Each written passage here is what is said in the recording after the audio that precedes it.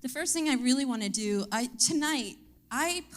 last year I talked so long, and I decided that I just wanted to share one or two things with you tonight, and I put everything else in the bulletin, or the program. So if you want to know what we do, talk to a volunteer. If I could have all volunteers raise their hands, and all the staff raise their hands, and then all the board members raise their hands.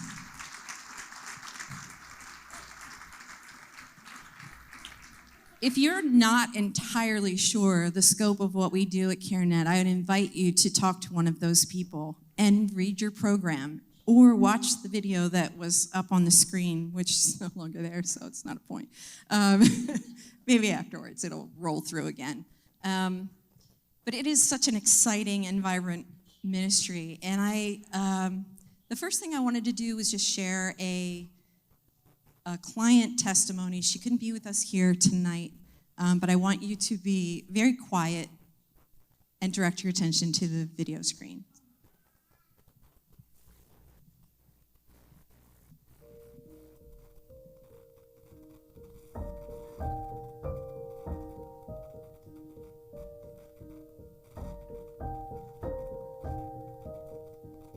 What were some of your first thoughts that kind of ran through your head when that test came up positive? That I do not want to have a baby with the guy I was with. Didn't want one born into the family that he had. Did you have an ultrasound when you came here? I did. It was definitely nerve-wracking, and I couldn't come alone, and I brought one of my friends with me. That's when I heard her heartbeat, and I wanted to cry, but I didn't. I held it in.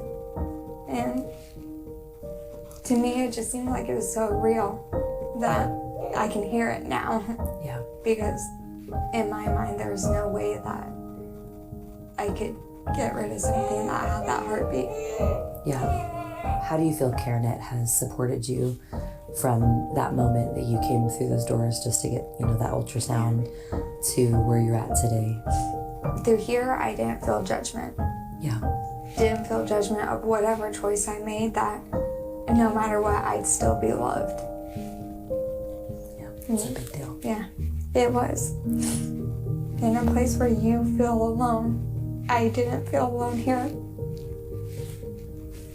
Yeah. When you look at Magnolia now, what do you feel?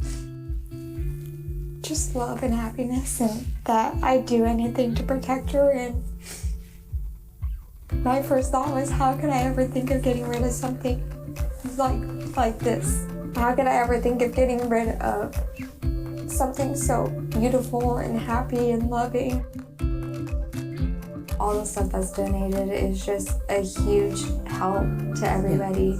And, we lost our house to the fire and lost a bunch of stuff, and I was able to get stuff here and everything, and it connected with people that donated directly to me, and it just all meant a lot, and it means a lot to Magnolia's growth and development and everything too.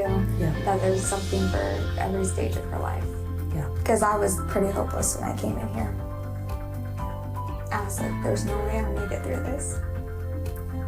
And I did. And Magnolia's beautiful and happy. Yeah. Cheers.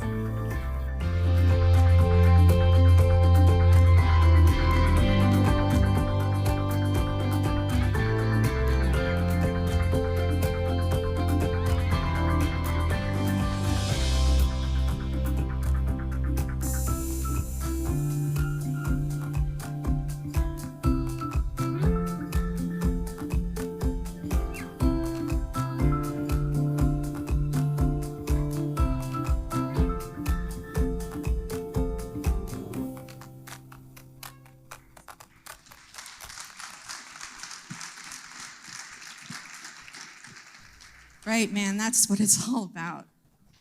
That is what it's all about right there.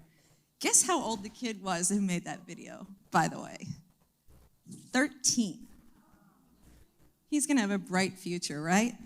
Yeah, Alyssa could not be with us here tonight, but what wasn't on the screen is that not only, the theme of tonight is momentum.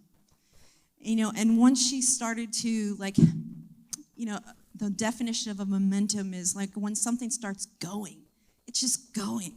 And so once she took that like first step, of making like a better choice, it's just like momentum took over. And now she's coming in weekly for spiritual connection meetings. So it's not just about the baby, as the pro-choice world would like to say, that we only care about the baby. That's such a lie. We cared about her. So anyway, momentum. I felt momentum when I started at Carenet back in that time when I thought I was only going to be there for 3 months. At the time I started, there was a couple nurses' rooms in the middle of the building. They were filled with boxes of things, stuff, storage, dingy, hadn't been repainted for many, many years. And I just I said, let's clean these out, let's remodel them, because that phrase, if you build it, they will come. I just kept saying that. And if you did a tour with me in 2019 or 20, you probably heard me say that. If they build it, they will come. If I prepare these nurses' rooms, they will come. And I really felt that. I felt that would happen. And it probably was like 3 years. We increased our staff a little bit. We got more volunteers, but only like 2 nurses. And so I was just kind of like, all right, God, I'm just going to keep speaking it out. And then there was just, the belief and faith that it would happen. Well, I'm trusting. That was my feeling. So one day we had a volunteer named Leslie who came from Oregon, and she came to me and said, hey, there's this mobile ministry that I volunteered at in Oregon, and it is powerful and amazing, and maybe you guys should consider doing that because you reach a lot of rural areas. They come to Reading for their appointments. And wouldn't it be cool if you could go out to them first, to their towns, to meet them, to just go for the one? And I thought, wow, that's cool. I don't know how God speaks to you. He speaks to me in threes. So it's usually the first time somebody says something, there's like a knock. It just kind of resounds in my spirit. There's a knock. So that was a knock, number one. The very next week, someone from Sidewalk Advocates, which are the people who pray outside of Women's Health on a Wednesday and kind of give the girls another option, she came and stopped and said, hey, how can we support you guys? And have you ever thought about a mobile unit? 2. Not even 2 weeks later, I was having some random conversation with Pastor Jerry from Reading Christian, and he said, I don't even remember how it came up, Jerry. I really don't. I'm a bad rememberer of those kinds of details. I just remember the important thing was that somehow it came up, and he said, we have this land, and wouldn't it be great if we could house that unit for you, keep it safe, and maybe, make a pad for it and hookups and stuff. Just make sure it stays safe. So, 3.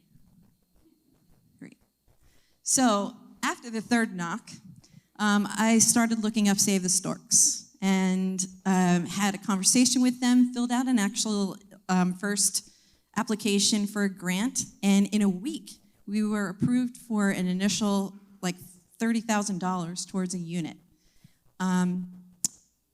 But part of what they do is not just apply for money and give it to you. They prepare you. And they said that we had a huge application to fill out to become a partner with them, that they would be walking alongside of us for like a year to prepare us. And the amount of information they needed was like hours and hours of information that I didn't really feel like I had the time to do, and I wasn't really sure of them. I had never met anyone who had done anything with them, and I just was unsure, and so I stalled. So fast forward to May, I went to a director's retreat in Oregon, and we were not allowed to talk about work. It was a spiritual retreat. We were there to rest and relax and get with God. And we were not allowed to speak about work. But on the last day, I went for a walk with the director from Eureka, from the pregnancy center in Eureka, and she randomly just mentioned Save the Storks and how wonderful they were and how her bus ministry was and how Storks was so great. And I thought, wow, did I need a number 4? Because I didn't ask her about it. She just sort of brought it up. And then I went on a walk with Beth on the beach, and she did the same exact thing. So she also brought it up. She also talked about how great they were, so they vetted them for me. And what they told me was, Wendy, the most important 2 things for a mobile ministry is that you have sidewalk advocates on your side, check, and 2, that there's somewhere to house it, check. In faith, check it.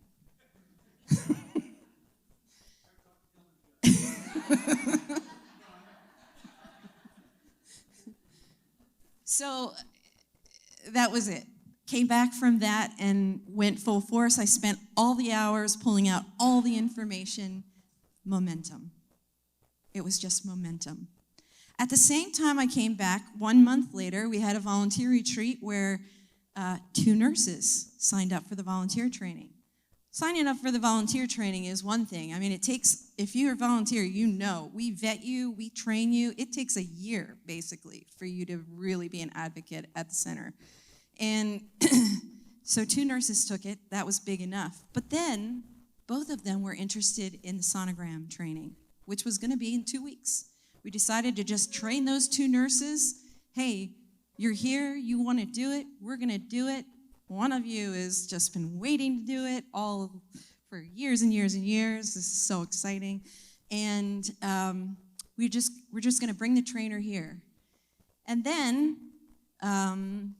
Pastor Rick made one announcement at his church where a lady named Rachel went on her first Sunday back from COVID to church. She is an RDMS, and she sat in the audience and listened to him make that one announcement that said, Carenet needs ultrasound techs. She said, that's it, that's me, I'm in, all in. Came to the training, did the training, so we have 4 nurses and an RDMS at the training. We do, right? That's a God thing. Momentum.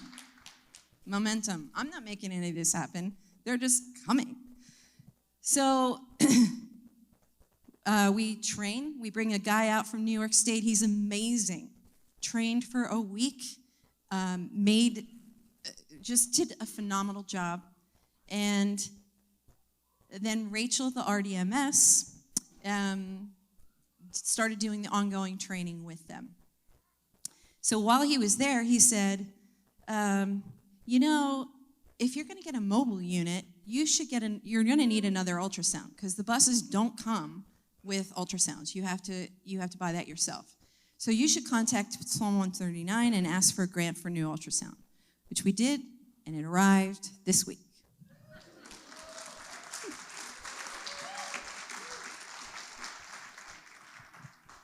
What's cool is what comes with the new ultrasound machine is that he gets to come back and train again.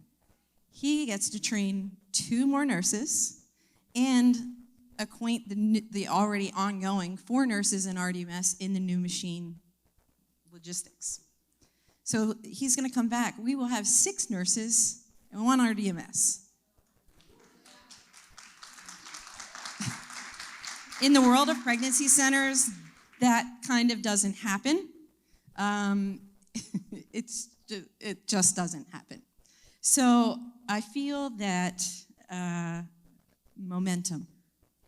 Again, I had kind of nothing to do with it.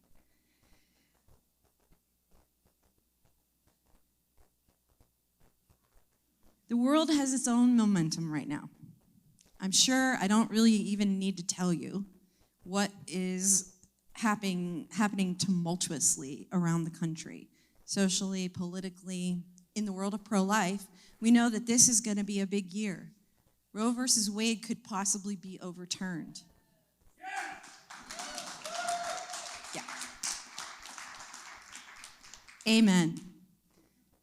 But what that's going to do is going to turn it over to states. And so states will come up with their own legislation. And I'm sure you've already seen there's some states already banning abortions after X amount of weeks. That's great.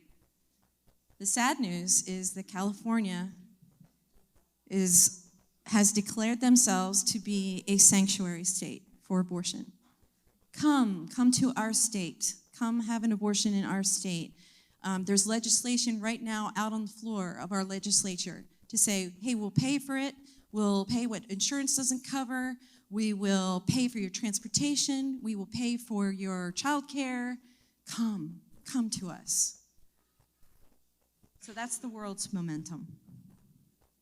The world has its own momentum, but what if our momentum begins California? What if Shasta County, Tehama County, Lassen County, Modoc, Siskiyou, and Trinity counties were abortion-free counties? What if? I feel like there's so many Christians here in our county, and if we are unified and doing things together, it just can't stop. It's possible, you guys. It's possible. Anyway, at the very least, momentum. We see the vision of this mobile unit just going out into all those counties, because those are the counties that we serve. That's where our girls are coming from. That's where girls coming into Reading for their Planned Parenthood or Women's Health Service appointment, that's where they're coming from, all over. So this is just the beginning, this night, this introduction to Save the Storks. We have a lot of planning and organization to do. I'm hoping that tonight can do a mixture of both things. It can help you see that, number one, our ministry is thriving, that there is momentum in our organization, and to bring attention and fund the mobile unit. We have, I believe it's $66,000. Brendan knows, Kirsten knows, somebody knows. And we need to raise around $300,000 for a unit. And then there's going to be ongoing expenses each year. A great person to speak to is Beth. She can probably tell you how the expenses have been with her bus in her center. And I'm just so thrilled that I'm just so thrilled to be able to do this. I never thought I would be a part of something so exciting. I didn't know. So thank you for being here. Thank you for being a partner. I just love you all and thank you all. Back to Jane. Thank you, Wendy. I guess saving lives is more exciting than RVing even. Praise God. Okay. We have the dessert is available back there. So if you want to quietly slip back and get your dessert while our speaker shares, that's fine. That's what it's there for. We have the privilege, amazing privilege, of having a gal by the name of Victoria Robinson share with us tonight. I don't know a lot about her, but just from what I've seen, what I've read, I can see this is an amazing example of a heavenly Father that makes beauty out of ashes. That's what he does, doesn't he? He can take our pain and our brokenness, and he can make beauty out of it. And that's certainly what's happened in Victoria, as she'll share some of the things she's experienced, but she's able to take what's happened in her life and touch lives all around. And really, especially in this whole issue of post-abortion traumatic stress that goes on, she's ministering to people in that situation. So just welcome with me, if you would, Victoria Robinson.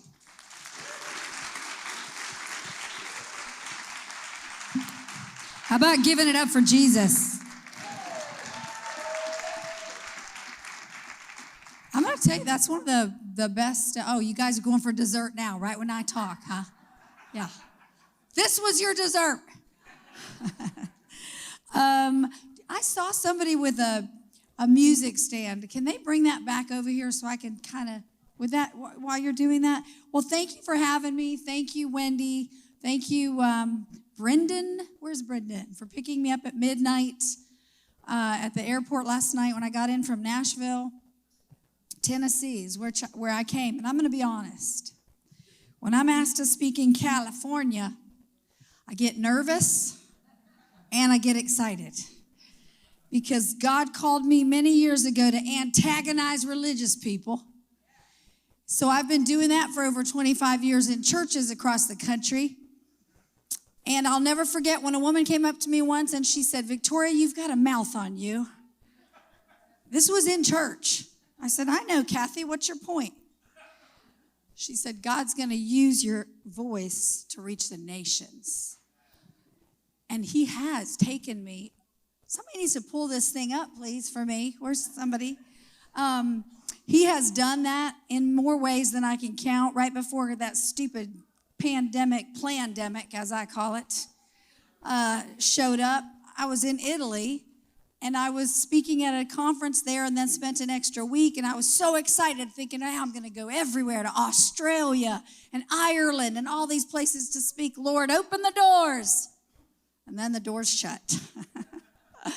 So this past year, I've been getting out more and more again speaking, and it's been great because I did a lot of virtual banquets during that time, but there's nothing like being in front of people. There's nothing like us being together, and what a fight we have going on right now. I believe Roe v. Wade will be overturned. I don't believe it's a question. And if we think our work is cut out for us then, we are mistaken. It is just beginning. Because just like Wendy said, especially in your state, God love you guys, but my friends that live here are getting out. I'm not telling you to run. We got to have some good people that stay. But I called my friends yesterday and said, hey, I'm speaking in Reading tomorrow night. Don't you live right in Reading or right around there? Why don't you guys come see me? And they said, Vic, we got out. We're in Nashville. So they live right up the road from me, and I didn't even know it. They moved there a month ago. But you know what? We have to stay where God says stay. And I don't think we should give up on states like yours. Because I believe that when there are just a handful, the Lord can do mighty things. So you got to keep the faith. But I want you to know we're praying for you, because when I think about people here in California and when I hear about the stuff you guys are up to, I get nervous for you and think, oh gosh, that was a beautiful state. I have visited that state. It was such a beautiful state. Now, last night I almost got stuck in San Francisco, and I was on my knees in the bathroom of the airport going, Lord, do not leave me here in this city tonight. You cannot leave me here. I've heard about this place. Get me out. So I'm really excited to be here. I've got 4 children. They are all married now. They are all boys, except for 4 of them. Some of you will get that on the way home. I've got 9 grandchildren. My oldest granddaughter is going to be 13 in June. My youngest grandchild is 1. He just turned 1. 3 of the 4 daughters have given me all these kids. The first 2 gave me 4 each. The one that lives in Maui is about to have her second daughter in the next couple weeks. So 8 of the 10 live within 5 minutes of me. So I get my fix, I take them home. God has blessed me so much with an incredible family. My son-in-law is actually from Bend, Oregon, and he's there tonight because his band is doing some big concert, because all 4 of the guys in the band grew up in Bend, Oregon. They're all pastors' kids, Grammy award-winning musicians. And he said, Mom, get in the car and drive over here. Come to the show. I said, I'm speaking about saving babies. You keep playing your guitar and your drums, buddy. So he loves it there, and he knows exactly where I am.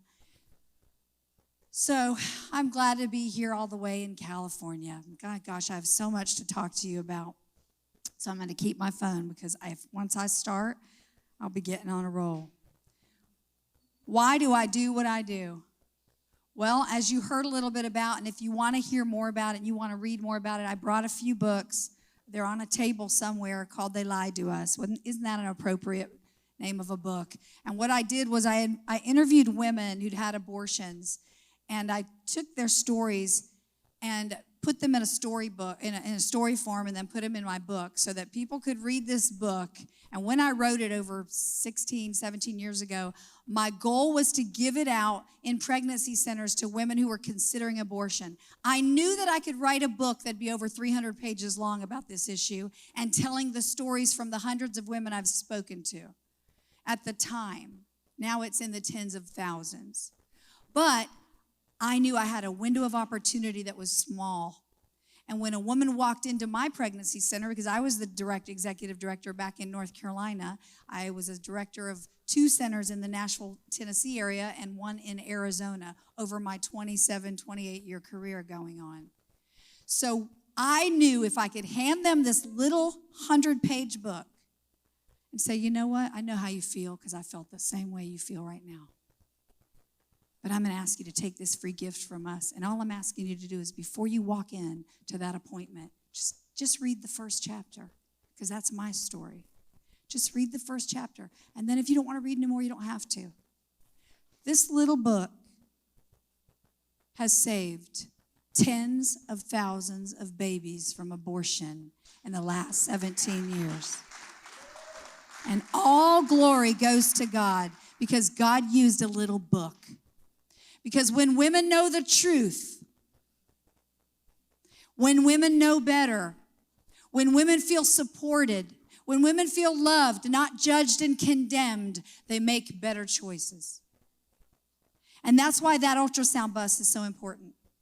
Your Stork bus will save so many babies, but not just the babies, those parents from a life of regret. And we've got to remember, if you're a Christian here tonight, and I'm assuming I'm talking to most of you that are, then again, I've been to Christian schools where Christian students walk up to me and say, I liked your speech, but I'm pro-choice. I've been to Christian colleges and on their campuses, I liked your speech, but I'm pro-choice. This is what's happening across the country. But when these women feel or they see their babies on an ultrasound, you cannot deny arms and legs. You cannot deny a heartbeat. And they no longer look like the blobs of tissue that they're told at an abortion clinic. When I called the abortion clinic because my boyfriend said we can't have kids, and I was a single mother with 2 little girls that I could barely take care of, and now here I was pregnant. And I wasn't married. Their father had left, actually came here to California, took off from North Carolina to California, got as far away from me as he could, and never supported us financially. So when I found myself involved with a guy about 9 months later, then pregnant 9 months later, I was terrified of what I was going to do. So when he mentioned the word abortion, it's the first time I'd ever heard it in a conversation pertaining to me. I had a friend who'd had 7 abortions and used it as birth control. And it ended our friendship because it infuriated me that she thought she could sleep around, get pregnant, and just go have an abortion. So at the time, I would have said I was pro-life. Now I was a single mother in a crisis pregnancy, and I was desperate. And when I called the abortion clinic in Charlotte, North Carolina, and that woman on the other line said, it's nothing more than a blob of tissue because you're only 6 weeks pregnant. We'll get you in here. It'll take 15, 20 minutes, and then you never think of it again. Don't you think you'd be very selfish as a mother to bring another child to feed when you can barely feed the 2 you've got? This is the kind of manipulation that the abortion industry uses every day with a woman in the most vulnerable time of her life. And they use lies and they manipulate her.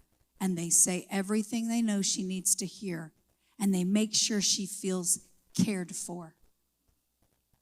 And when I gave that woman, the same woman, when I got to that abortion clinic on a Saturday morning, the $350 cash to end the life of my child, as soon as she took that money in her hand, that sweet, kind woman who had been touching me and hugging me and saying, this is the best choice for you and your daughters. You know it is. You're so young. You can have more children later. This is the worst time for you.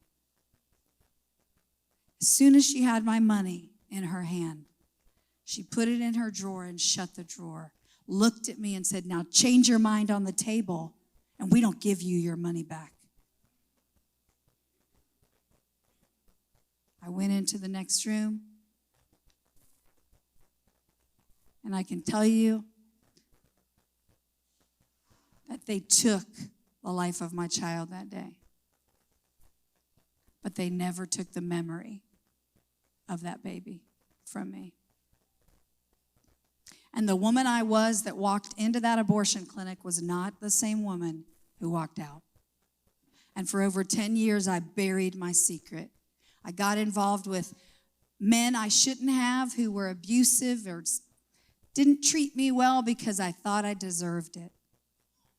I started smothering my 2 little girls and became so paranoid that God was going to take one of them to get me back for what I'd done. Everything about who I was changed. And then I met this woman named Mary at a church I started going to in Concord, North Carolina. And Mary just happened to be the executive director of the local pregnancy center. And Mary thought I did such a great job with the youth groups at our church because, see, as a post-abortive woman, anytime that church asked me to do anything, I said, I'll do it. I'll work in the nursery. I'll clean the bathrooms. I'll work in the youth group. I'll do whatever you need. Because what they didn't know is secretly I was saying, God, will you forgive me now? Please, God, will you love me now? I kept convincing myself if I did more, if I did more, if I did more, then God would love me. Because how could he even look at me for what I had done? Well, Mary kept on for 3 years approaching me to come and volunteer at the local pregnancy center. So much so that I started getting very angry with God because I felt Mary was his tool to torture me. Because I knew what those pregnancy centers were about. And I knew the last thing I wanted to do was walk into one where they'd know my secret and I'd have to deal with it. So for 3 years, as Mary continued to see me, you guys, I went to the grocery store and I would be buying produce and I'd look and there was Mary. I'm not even joking. She's alive today and she would tell you it's the truth. And I'd be like, hey, Mary. Oh, I was so angry. And then the women's pastor at my church had the audacity to invite me to join her women's ministry. I said, you need to get back on your knees, girl. You didn't hear God. He would never ask you to ask me. I should not be part of your women's ministry. She said, what are you talking about? Because she didn't know. So she continued to come at me for 3 months, got me in the women's ministry. Now I got Mary on this side, trying to get me to the pregnancy center. Pastor Terry on this side, trying to continue to convince me I belong in this women's ministry group, that I belong on the team that prays with women in the group, in the church. And then something else started happening. Women started approaching me wanting prayer because they'd had abortions. And they'd whisper in my ear at the altar, Victoria, please can you pray with me? Nobody knows. I can't live with it. Can God forgive me? It was always me. There were 12 of us as part of this women's ministry. I was the only one that the women would come to me like I had a light over my head. So guess what I did? I had it out with God. There you go again. You just torture me. Why do they come and find me every time? And in that 3-year period, this particular woman came up to me, and I knew what she was going to say before she said it. And she's whispering because they don't want anybody else to hear except me. And she's telling me about her abortion from over 2 decades ago and how it's destroyed her life.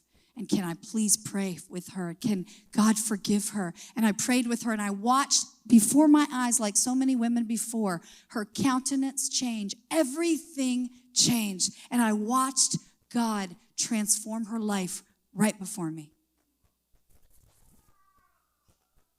But it made me more angry. So I went home that night and I had it out with him.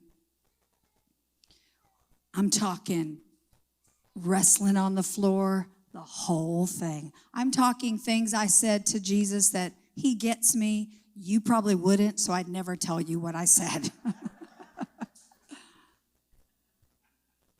And at the end of this come to Jesus meeting, as I was screaming with my fist up to him saying, why won't you heal me? You heal everybody else, but not me. When are you going to take this pain from me?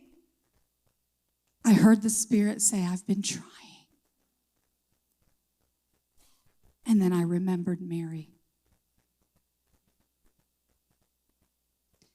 He said, I've been trying. Now I need you to let me. I called Mary the next day. I said, Mary, I'm ready to volunteer. What do I need to do? Well, Victoria, we start next week. Are you serious?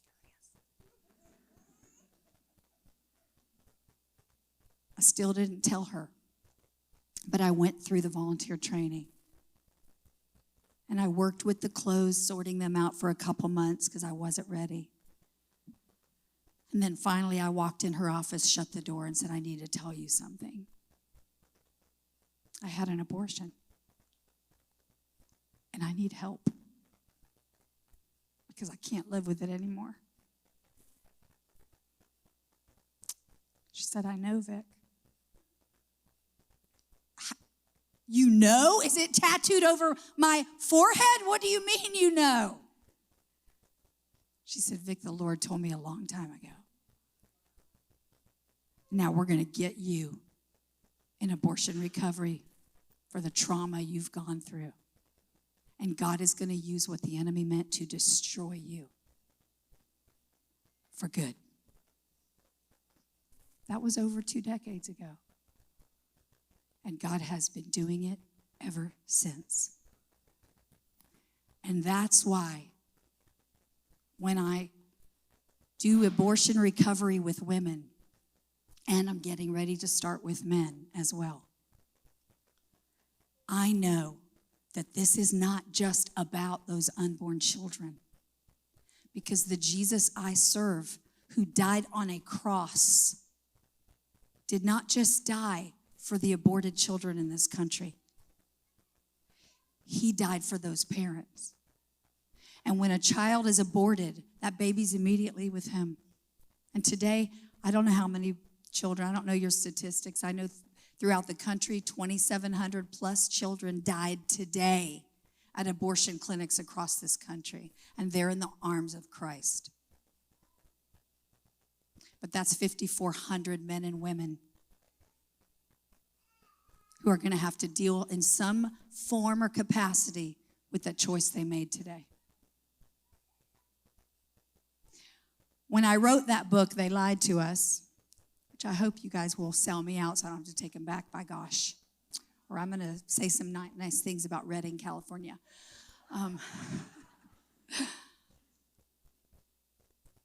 When I wrote that book, I decided to call the father of my aborted child because I thought he should know about the book. Even though I didn't give him away in the book, I knew we knew a lot of the same friends, and we hadn't seen each other since we broke up, which happened soon after the abortion. 9 out of 10 times when an abortion occurs, couples break up. It's too traumatic of an experience staying together. So girls are having abortions to keep their boyfriends and to keep their husbands, and they're losing them anyway. And on top of that, they lose the child and they have the trauma of abortion. So we didn't see each other for over 10 years, but we knew a lot of the same people. It was a miracle we never ran into one another. But I called him because I thought he should know it was about to come out. And all I said was, hey, it's me. He cried so hard when he heard my voice. I could not understand what he was trying to say. When he finally calmed down, he said, Vic, I've been waiting for this call for over 10 years to beg you for what I made you do. He said, it's haunted me all these years, and for 8 years I've been in therapy dealing with it. Can you please forgive me? Can you please tell me you're okay?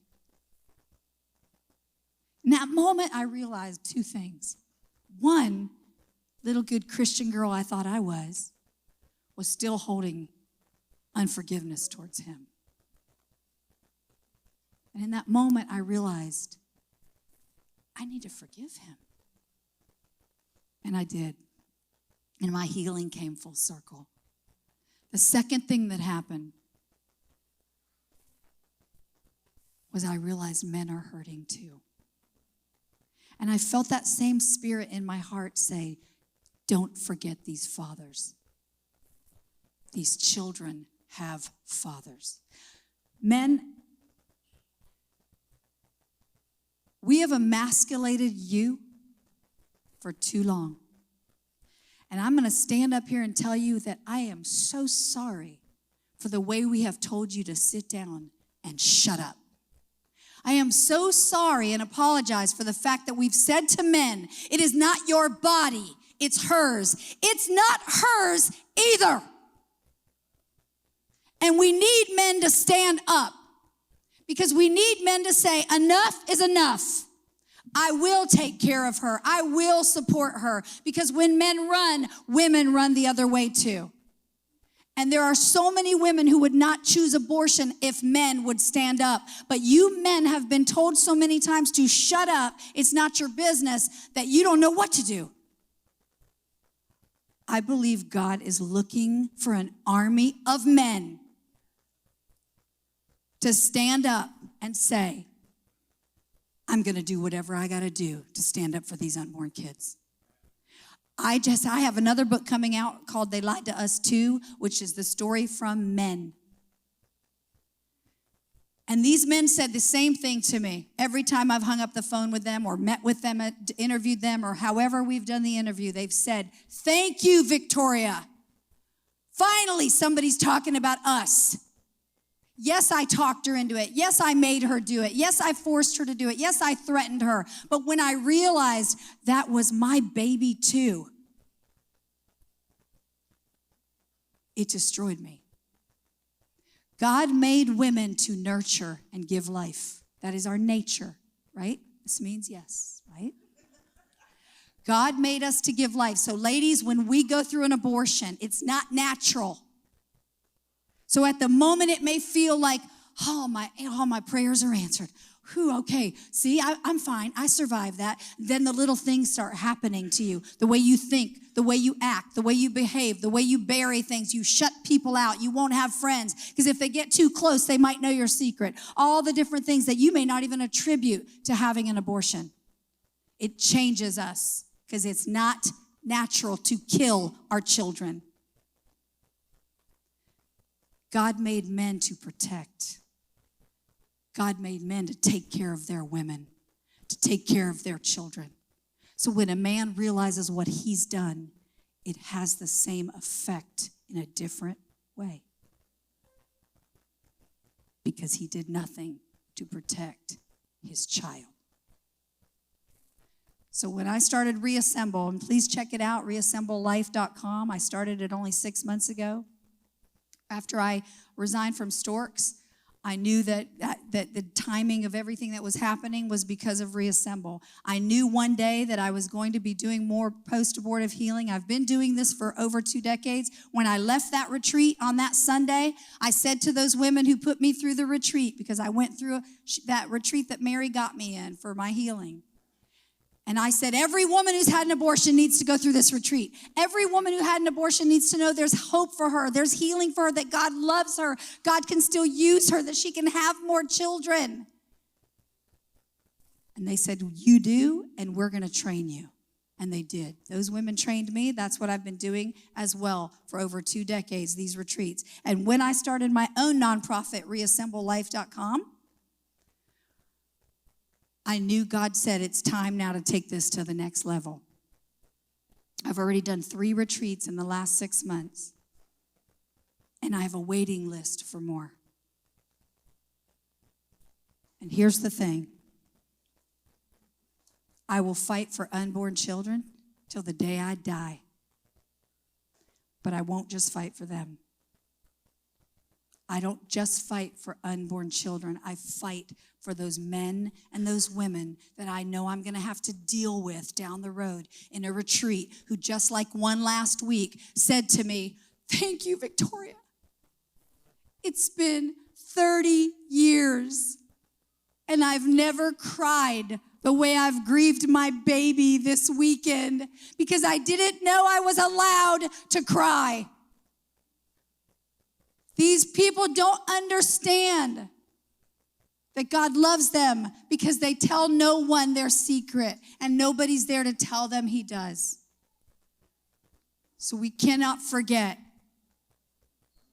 these parents who are suffering every day because of a choice that the world tells them is a good choice. So yes, Roe v. Wade, praise God, is going to be overturned. I don't know what your state's going to do. I got an idea. I don't know what my state of Tennessee is going to do. We're getting so liberal. All you Californians keep coming to Tennessee. I'm like, get them out. No offense to anybody here, but I don't want liberals that are so far left, pro-choice, so far pro-choice, coming to Tennessee. We've got our work cut out for us enough. We are going to have an array of bodies everywhere looking for post-abortion healing. So we've got to do our part now by having a bus that shows them the truth so they don't believe the lies. Well, my time has passed. Trust me, I could be here another hour, but I won't.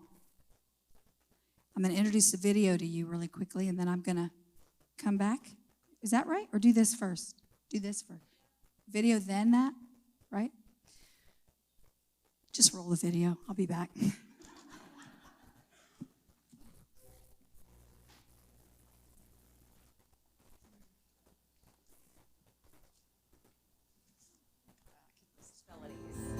My name is Eddie Perez, and I am the president of a Women's Haven Pregnancy Crisis Center that helps women who are in a situation where they need to get a pregnancy test, they need an ultrasound, and so we provide those resources for her when she's in a crisis pregnancy. In April of 2017, we were able to purchase that mobile ultrasound van through an organization called Save the Storks. Within the first 2 or 3 weeks of being outside of those abortion facilities, I think we had 0 girls. Once we started to have that sidewalk presence, it was immediate, sometimes up to 5 to 10 girls a day. Our sidewalk support was able to stand on the grass, and they could talk easily to any woman or anybody who enters the parking lot. They love to say there's a nurse in the van that can see you now, and it's free. And so since that time, we've been able to save a little over 900 babies from being aborted. One of the abortion providers here in San Antonio, on the south side of town, they've been doing about 1,000 abortions a year.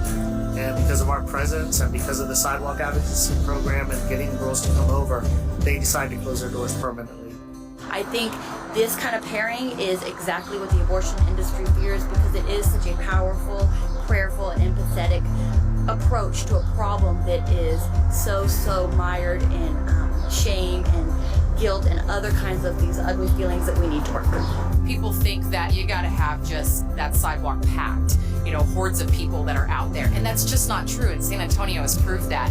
If you've got a couple of willing souls on the sidewalk who are willing to work hand in glove with the Pregnancy Resource Center, sending women to the bricks and mortar center, sending women to the mobile ultrasound unit that's parked right in front of that facility, that can be devastating to the abortion facility. The closing of this facility, this abortion facility on the south side of our great city, affirms so many things. Just to see one more facility shut down is such a great relief and a great blessing. We've been praying for a really, really long time. So while we were there marking the closure of this facility, we had circled up to pray on the sidewalk. Right after, one of the moms that had actually chosen life at this very facility showed up with her 5-month-old son, Adrian. Ever since I found out I was pregnant, I felt like that was my only choice. So I came to the van, automatically felt like looking off my shoulders. Right after I left, my mom was shaking, low down, I was like, please leave. It's my rock. Yeah. It's a lot, oh my goodness. Yeah. I knew what kind of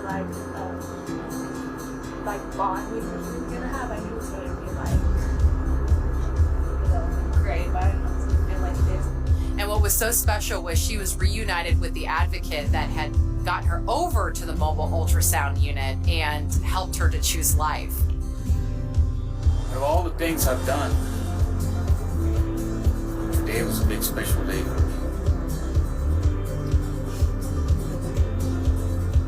It's the greatest thing of my life. I think of, the scripture where two or more are gathered, I am here.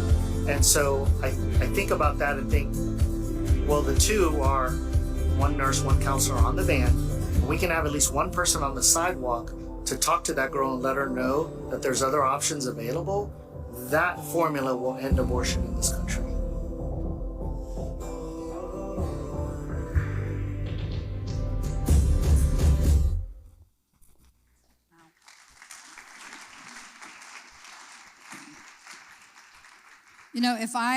When I went to the abortion clinic that day, there was nobody there. There was nobody outside.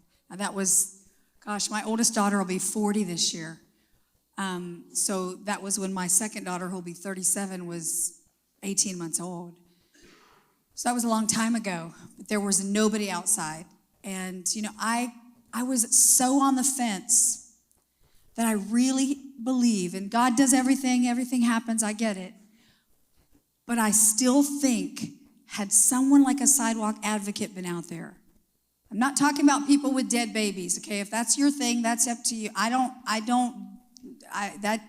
didn't ever make me run to the church when I saw people calling me murderers with dead aborted children. It made me run from the church. So if that's your thing, you have to do what you feel God's called you to do. That's not been my thing. But I'm telling you, someone who shows love, like sidewalk advocates, that shows love and compassion to these women right where they're at, meeting them right where they're at, is the reason that little boy's alive. People don't respond to being attacked. They respond to love. And that is what Jesus calls us to do, is love them where they're at. So, all right. Most important part of the night is right now. If you will go to your bulletin, you'll have a little envelope just like this inside your bulletin. If you need a bulletin, raise your hand and one of the volunteers will get you one. There is also a QR code in the program as well, right here on the back. So if you just want to use that, you can. That's one good thing about technology. I have a love-hate relationship with it. So back here on the back is the QR code, the card. Cash or check, credit card. This is the most important part of the night. You've seen the bus. Wendy has told you what they need for the bus. She's also put it very clearly in the bulletin, the needs of the center. What is a life worth? That's really the question, you guys. There's no amount too big you can write a check. There's no amount too small if that's all you've got. There was one woman in the Bible, gave all she had. God can do a lot with a little bit. But when God calls us to give, I think when the masses of us do our part, even those who can only do so much, it's made up for by those who can do much more. So if you will take those cards now and start filling them out, after you're done, there are table hosts at your volunteers, correct? Or he's going to take care of that? Okay, James. And James, thank you to you and Connie for picking me up. And thank you for going to get up early in the morning and take me tomorrow. It has been my pleasure. Thank you guys for having me. I can't wait to hear what Wendy tells me tomorrow you raised tonight to get closer to your goal, to have that bus running, because that bus is going to save lives. I promise you, you are going to be amazed by all the little babies you see that you have a part in tonight. God bless you. I'll be at the book table, wherever my book table is. I have no idea anymore. They said they moved it. It's the table right there somewhere. You'll see me. Come say hi. Good night. God bless you guys. Make sure and fill those out.